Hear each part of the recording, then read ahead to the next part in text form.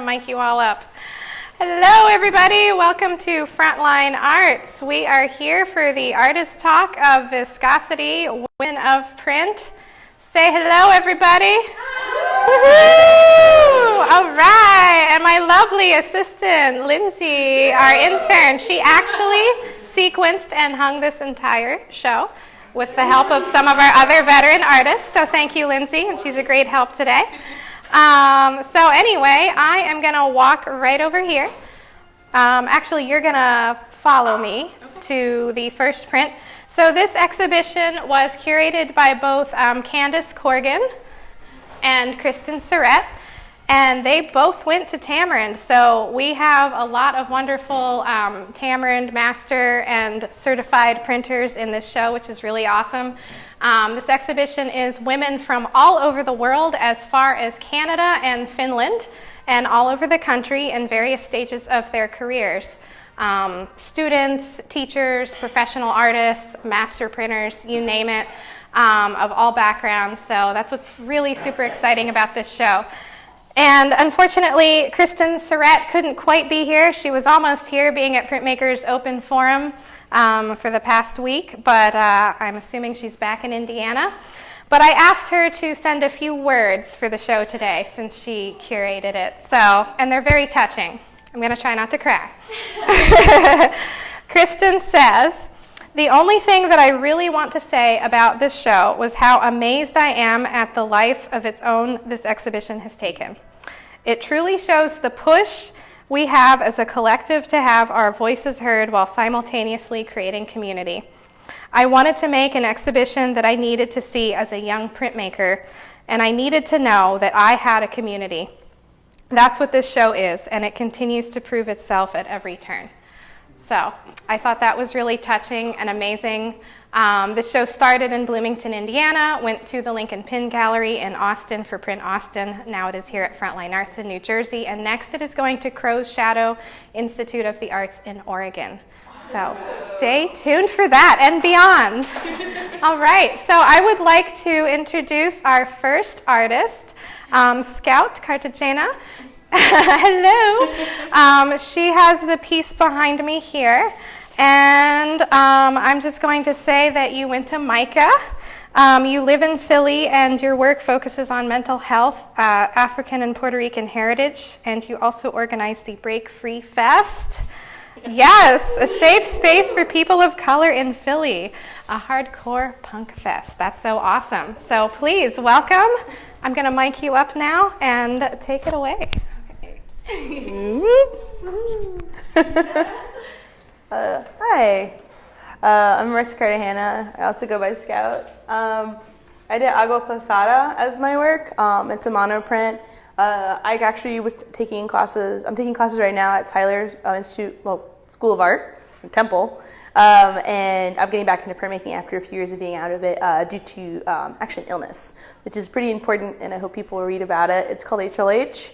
It usually happens to youth, but also can happen to adults, and it's really life-threatening. And luckily I have the support of my parents and my family and my partner, and I've gotten back into art. And this is kind of like me getting the credits so I can actually become the printer, glassblower, and teacher I really want to be. So yeah, this print was me using laser cut foam and pieces of really hard cardstock to do these actually fan prints, different type of tropical plants, and with a nice roll in the background, and just doing my first monoprint of that. But my work was mostly just a reflection of Puerto Rico.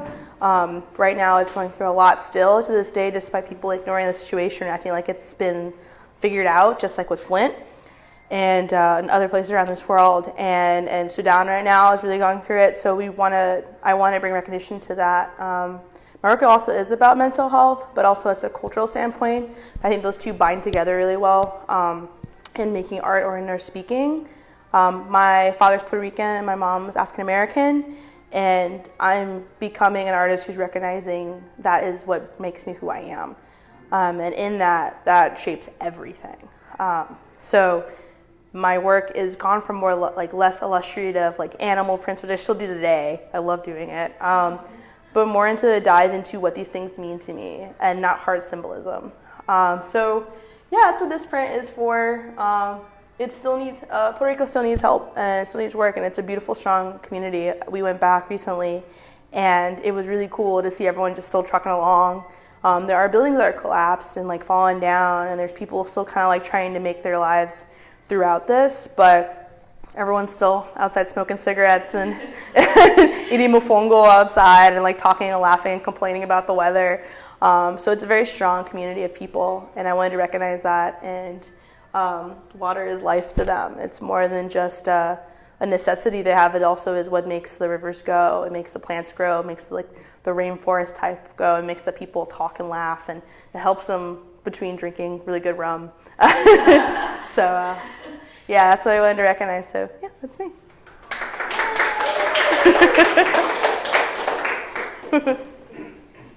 We'll have a little Q&A afterwards. Thank you so much, Scout. That's amazing. Very wonderful. Yeah, and the next SGC is in Puerto Rico.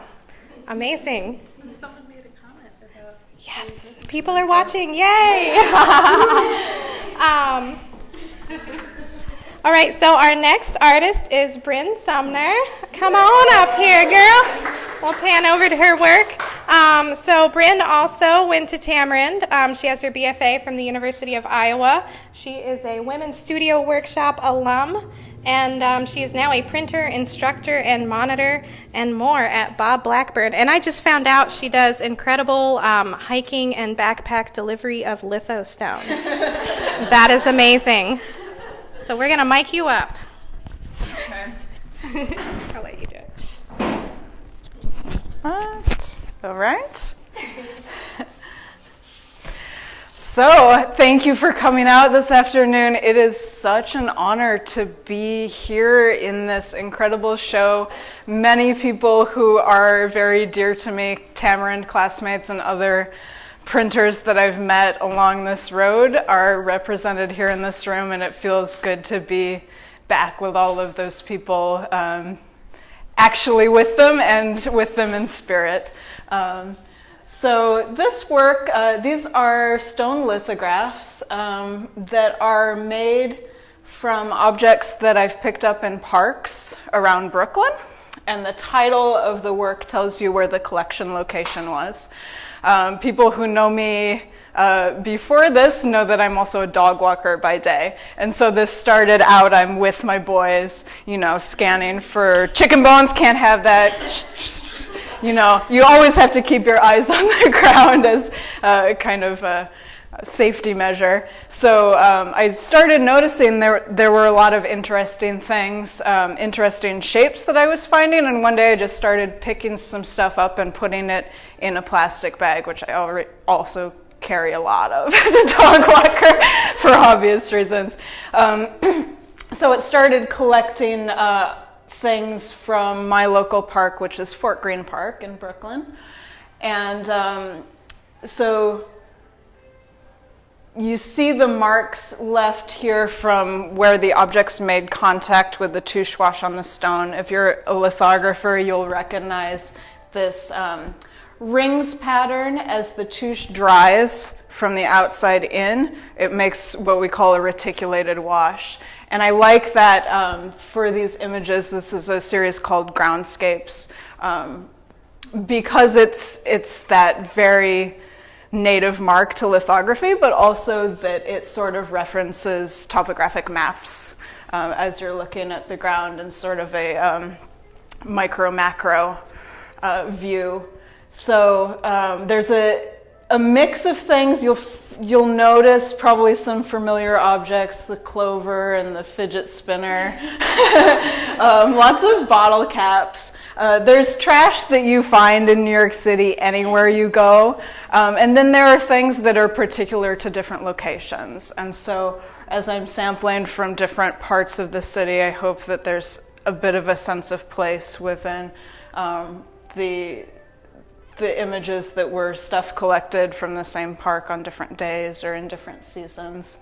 What's not on this wall is that there's an image from Coney Island that I was picking up beach trash, which I took back to my apartment and washed it in the sink, dried it, smashing all the seaweed and stuff under weight. And then went into the lovely shared shop, Robert Blackburn Workshop, where I work now. Put down my wet touche wash, set all these things on it. Didn't think maybe I should have bleached them ahead of time, because as soon as they get wet again, it started smelling like dead fish. And I was like, great guys, I'll see you later. I'm going to come back when this is dry tomorrow. You have fun with that? So if I ever go back there, I'll definitely clean it a little bit. But some interesting surprises happened there too. There was a little bug in one of the shells, and it kind of ran around inside it until it finally died in the middle of the night, and I come back and lift it up and see this poor creature's last days in my touche wash. So this has been a really exciting project for me in a new direction, because a lot of my previous work was very much drawing from life-based. And this has been an opportunity to kind of step back from some of the decision making. Obviously, I'm making an intuitive decision what I pick up in the park, how I compose it on the stone, but largely it's let's do this. I've set up parameters, let's see what happens, let's come back to it, and then curate afterwards and decide which ones are successful and which ones aren't, which is really freeing to me. And I think kind of ties back to my training at Tamarind to be a printer for other people. In a way, I feel like I'm facilitating my own printing process in kind of a now I'm the artist and now I'm the printer way. So I'm excited to keep going in this direction in the future, see where it leads.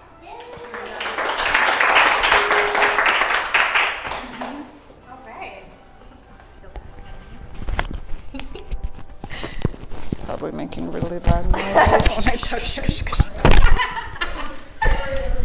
No worries. All right. Thank you so much, Bryn. I had no idea all that was going on in these prints. That's amazing. I love it. You got to have creatures in your touche wash. Yes. All right. Let's go next to Angela Pilgrim. So we are going to zoom in on her lovely screen print over here. Angela is a teaching artist at Newark Print Shop. She's the owner of Fruition, a wonderful empowered textile line of patterns and clothing. And she also teaches at Bob Blackburn and here at Frontline Arts. And she was recently featured in Pressing Matters magazine and is in the organization Black Women of Print. So take it away, Angela.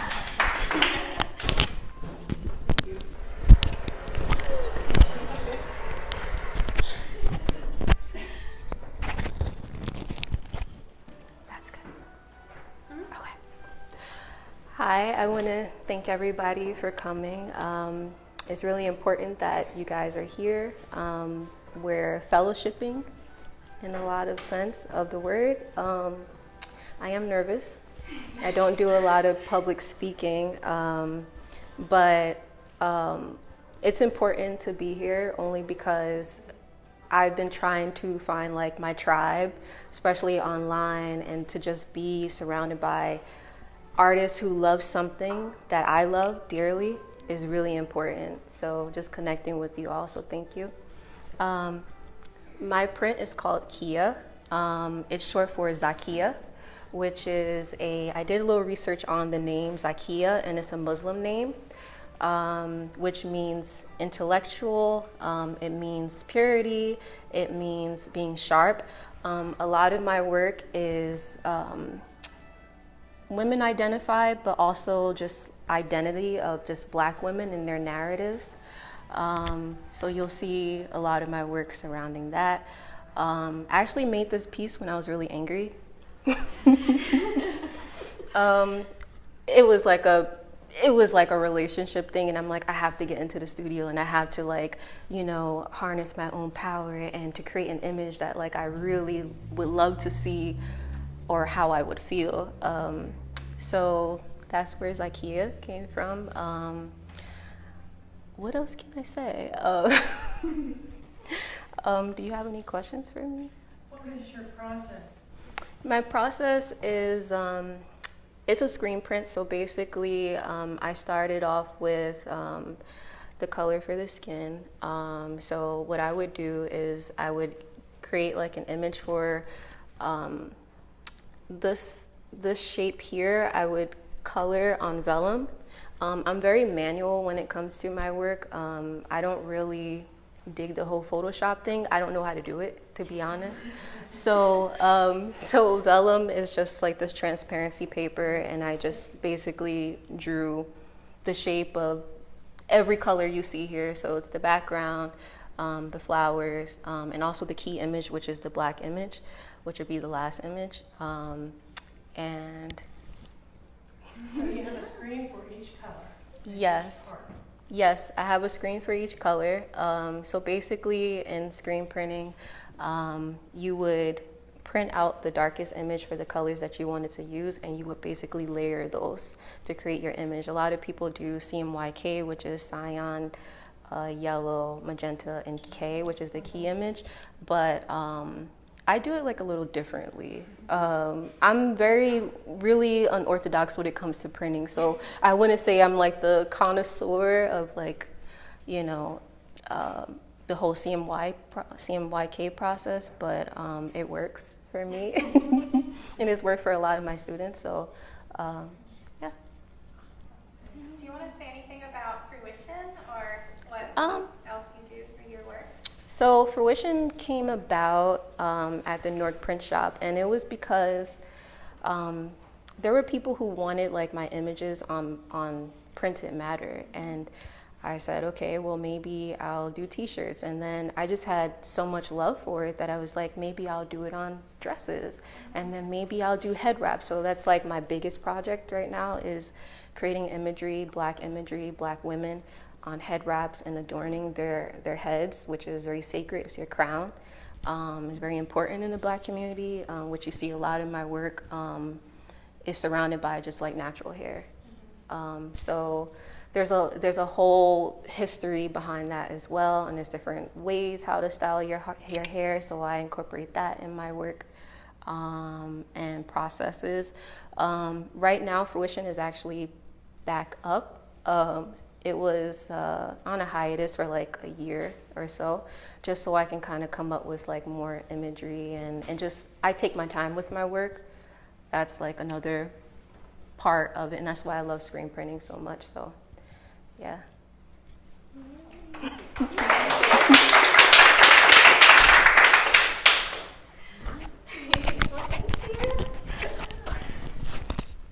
Awesome. Thank you so much, Angela, and it's an honor to have you here. Thanks so much for coming. And next up, we have Beth Sheehan. This is her work right here. She is from upstate New York. She got her BFA at Memphis. And she has been all over the place. She lived in Brooklyn for a while. She's in Philly now. And oh my goodness, she is moving to Tuscaloosa, Alabama. She is a book arts woman and printmaker extraordinaire, binding at all hours. And I just can't tell you enough. She taught a wonderful class here. So I'm going to miss her. We're going to have to go visit. Take it away, Beth. Let me grab this. There we go. Yeah, so my name is Beth. I'm mostly a printmaker, papermaker, and book artist. I kind of fell into all of them accidentally because I liked in college the classes that we talked much more about what art should be about and how to come up with ideas as opposed to just only our process. But clearly, as with every other person in this exhibition, I love process as well. So I found my favorite thing to do was easily papermaking. I really liked that you could come at a process from the very beginning. You start with just like a slurry of fiber and nothing else. And then by forming the sheet yourself, then you get to really interact with your piece for a much longer period of time than in some of my other classes where I was just sort of doing like drawings and fun things like that, but that I wasn't getting as much out of it. A lot of my work is about memory. I have no memories. And what I mean by that is that the way that my brain catalogs memory, it catalogs it closer to the way that we think about facts. So it'll literally be put in like a different part of your brain than memory because it won't be tied to an emotion. So in the same way that you can forget what order the presidents go in very easily after a short number of time, if I don't tell myself about my childhood, then it's very easy for me to forget aspects of my childhood. I can know that I did something, like that I loved overalls as a kid and that I caught a lot of frogs, but I can't visually remember those things. So I did a lot of research in college about memory and the way that, especially memory disorders, people become sort of different people based on who they remember themselves being. And I became really interested in not only the way that you remember yourself being who you actually are, but the way that we remember people that have passed away, and that changes over time. The further away that they get, then either the more idealized they get or the less nuanced of someone's personality you can remember. So this piece, the photos that are embedded in between the sheets of paper are ones from my actual childhood. This is my little cousin, and it is from my sister's birthday, a day that I don't really remember, but in the photos I would have been about 12, so should have remembered. I tried to pull off the fibers during the papermaking process to make some of the parts of the image a little bit easier to see, so especially like someone's hands, because you have such a connection to your hands, especially as an artist. So it's easier to see like my sister's hands. That's something that I'm more likely to remember from someone than like what salt shaker we had when I was 12, that kind of thing. I also have these little notes in here that if you take the back of the piece of paper, you can sort of see through the notes on either side. I wanted them to be sort of obscure so that I couldn't really remember what my notes were either, acting as the viewer, then becoming closer to how the way I would actually interact with these memories. And then the text on top is letterpress printed. It was taken from a guide on how to write an epitaph for someone. And I thought that it was just really interesting that the phrases, this was from a series of 9, the phrases that they give you to say about someone are very cold seeming, but it seems more intimate than just being like, oh, he was great, whatever. So I liked that idea that I might remember somebody as being so old-fashioned or such a great people person or whatever, and that's sort of this like big idea. And I found papermaking to do a lot of this the best for me because all of that time spent, and then it has to like sit and dry, and eventually it'll deteriorate just like my memory. So thank you.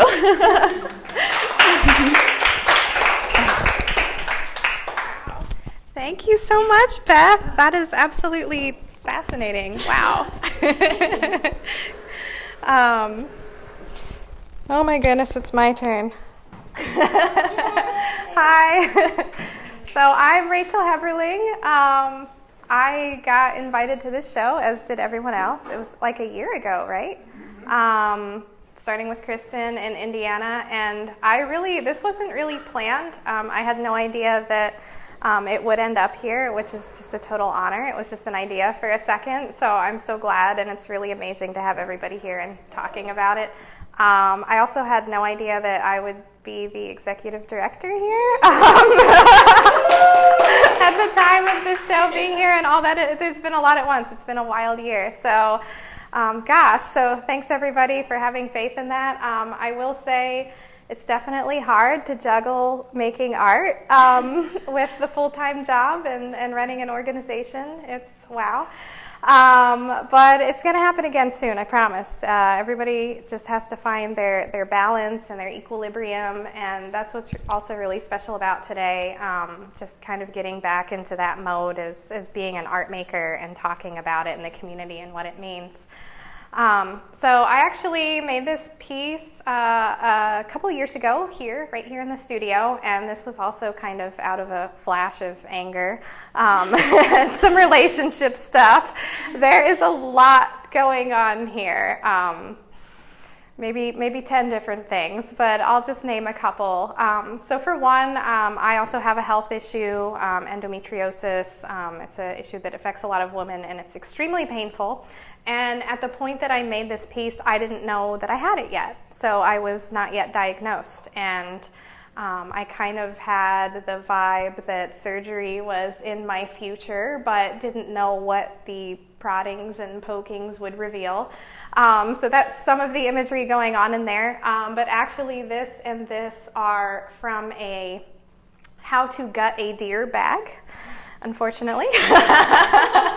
I do come from a family, I grew up in the woods just off the Appalachian Trail. There are a lot of hunters in my family. They do respect the animals, and but yeah, I was digging around in the basement and found some gear, and I was just really kind of fascinated by this kind of step-by-step sort of how to gut and deal with an animal. And so that is what that is. Otherwise, there's a lot going on there with sort of relationship stuff and the male gaze and kind of being fetishized and fantasized about in not a really feel-good way, things that happen a lot. And so yeah, but this is an etching that I did combined with monotype, and you know, honestly, when I get mad, nothing is more satisfying than like burning an image into a sheet of metal. Am I right? Am I right, ladies? I mean, that is a powerful process, but so is grading a stone or carving a block of wood. You know, I mean, printmaking is just so darned visceral and physical, and it's a wonderful way to process emotions and what's going on in your life, and you know, the act of making it, and then also editioning, and if you do, or just making a few prints from it, it's just really, really satisfying. So that's basically all I have to say about that. Does anybody have any other questions? I wanted to open up a little bit of a Q&A, and I'll pass this around as it's directed to any of the artists. If not, I'm happy to wrap up in a minute, but what do we think? Any questions? Yes? Can you talk about what part is mono print and what? Oh, no problem. Is it called the orange color? Is that, Yes. is that one? The question is from Katie, and it's about what is what in this print. So all of the black is etching, and this was a zinc plate with saline sulfate and soap ground and aqua tint, and the orange is monotype. So I did use a Kua for that, and I actually traced the plate on a piece of PETG plastic, and I did a weird thing where I had the plastic plate bigger than the etching plate, and I just put it on the press, ran it through because it doesn't need as much pressure, and I would monotype based on the image that I traced. And then I just slapped the plate on top of it and ran it back through the other way, so it lined up pretty well. So weird tricks. Does anybody have questions for any of the artists here today? What about the participating as individuals, but also as collectively, being with other women artists? What does that feel about? What is that? Yeah. So the question was from Tara, and it was about how does it feel being with other women artists in the show? Yes. Come on up here, Scout.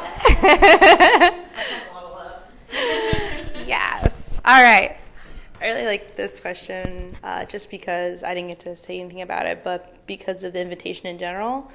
Being invited by our sweet angel, Sarette. I love her. She's fantastic. Thank you. She's like to start off, I followed her for a few years on Instagram, looking at her work and seeing how she does lithography, and I was like, how do you do that? What is lithography? And they're like stones. I'm like, I was like, what is that? I was like, that's one way to do it, I guess. And I learned so much about it, but because of her, I'm here. Because of her, I felt there was a community of women identifying artists out there. You know, there's a lot of work out. I go into a studio and I see 90 dudes with thick glasses, all just what are you doing here? And it reminded me of music when I was younger. Just these guys just peeking around their plates and presses, and I'm like, oh, I'm just here to make prints, and they're like, okay. And there's this assumption that the work I make A is going to be like really cutesy, like letterpress, which is nothing wrong with it, card making, and then I started making work that's like an animal tearing out a throat, or just like, or something like really gory, or something that's like really like weird and really detailed, and they're just like, and it's like this idea of proving yourself. But when I got asked to be in this show, I was like, I was intimidated, but then I saw like how sweet and the different types of styles and the backgrounds and the history that's within, and the personal stories that were shared today that have like amazed me. Like, I love you all. You're incredible, and those are not here. And I was like, this is a community that I can feel comfortable in, that I can learn. Like, I'm going to school to be a printmaker and a glass blower and a teacher. And I feel like I'm learning just being here, and that I have a future in this art form. I have a community I can go to in the future to visit and see what they're doing, and then we can trade ideas. So being here, it makes me feel like I can talk to someone. I can reach out to someone. I can see like work about mental health and physical bodies, and I'm not just making it on my own. There's other people out there who are doing it, about things they find that are incredible, by the way, in the park. Like, just like these awesome narratives that are being created that I'm not alone, but I'm also discovering someone else. So it's been pretty incredible, and I'm really lucky, and I thank everyone who's here and everyone who's not here for just making something that I can feel like is a slim chance that I want to make a bigger chance in the future. So thanks.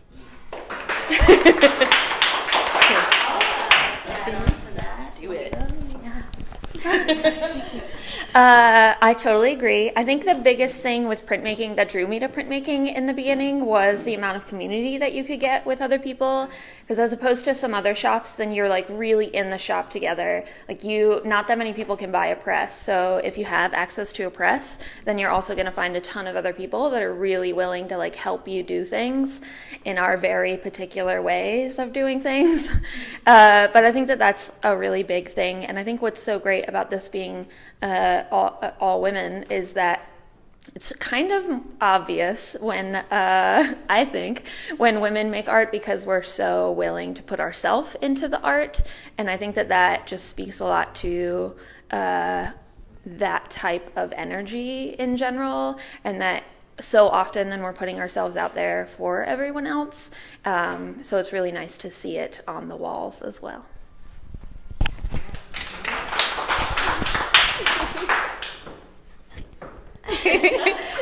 Come on up. We should all chime in on this subject. Yeah, absolutely.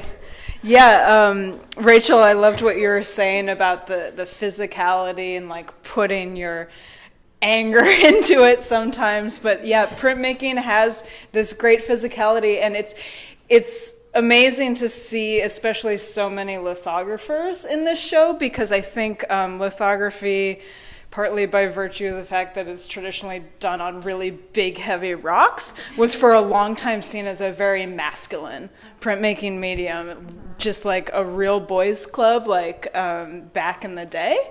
And it's changing a lot, and that makes sense to me, because women, you know, when we talk about women's strength, a lot of times we're talking about more of an emotional and mental strength, but we have a physical strength too. And I see that in this show. You know, it's in our legs and in our core, and we can lift those rocks and we can print with those big rollers. And I find it really inspiring to see so many other people who are interested in doing it and interested in challenging those traditional notions of what women's art can be.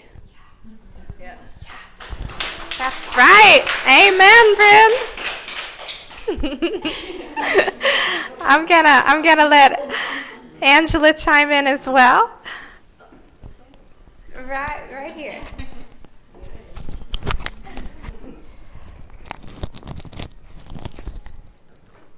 For me, just because like a lot of my work has to do with women, it's really like a sacred thing for me. Just growing up in like a single mother household and just seeing the resiliency that women do have is important. So me being drawn to this show was like basically that, and just when you're able to go into, and I'm sure like you guys know, you're able to go into a print shop and own it, like it's really, really important. It's almost like activism work. And it's in a sense like you're proving yourself to yourself and you're proving it to the world, and it's really important. So even being like there's a lot of like, I guess, unraveling and unfolding with just like, even in the printmaking world, like there's just being part of like Black women of print is important, because then there's women in the world who are Black printmakers who aren't getting that recognition that they could be getting, and it's just like a whole nother narrative, right? But I'm so happy to be connected with all of you guys, and thank you to Kristin, and I think this is so important, and I hope to be part of like more of these things. I'm happy to meet all of you women, and I hope there's more people out there and more women out there who really fall in love with something like this and just like build that community and solidarity, which we need for just like work in the world. Like women can change a lot, so it's really important. Thank you so much, Angela. And yeah, I second everything that all the artists said in response. What a great question. Thank you, Tara. No, I agree. Woman power with the physical process and, just the community in the studios. It's so great to meet everybody. I wish every artist in the show could be here right now. I mean, this is just a wonderful feeling. And also, as running this organization as Frontline Arts, I want to make sure that our doors feel open to absolutely everybody, that nobody feels intimidated coming into this studio, and that we can all create our own communities with printmaking. So that's really what I wanted to say. I'm very touched. Thank you. Any other questions? I was wondering, how was the show organized? Like, who drove it, and was it a jury process, or did the curator pick the... Yes, absolutely. The show was an invitational exhibition by Kristin, Sarette, and Candice Corgan. And I think, as maybe a few others expressed, I felt a little intimidated at first. I'm like, who, me? What? Like, there's all these master printers in this exhibition. Gosh. But yes, it was from a network of women that she knew, and I think it just kind of grew a little bit from there. I know some artists were added and dropped out between the different venues based on the availability of work. But yes, invitational, and it will continue to travel. All right. See if there's any comments there. People asking questions. Yes, do we have any questions, Lindsay? No questions yet. Just comments? Yes. Okay, cool. All right, well, I'm going to wrap up then, and we're all going to enjoy the rest of the reception. I just wanted to thank everybody so much for coming, and thank you all for watching on our Facebook live stream. So I'd like to continue this series of live artist talks for everybody to attend. So thank you.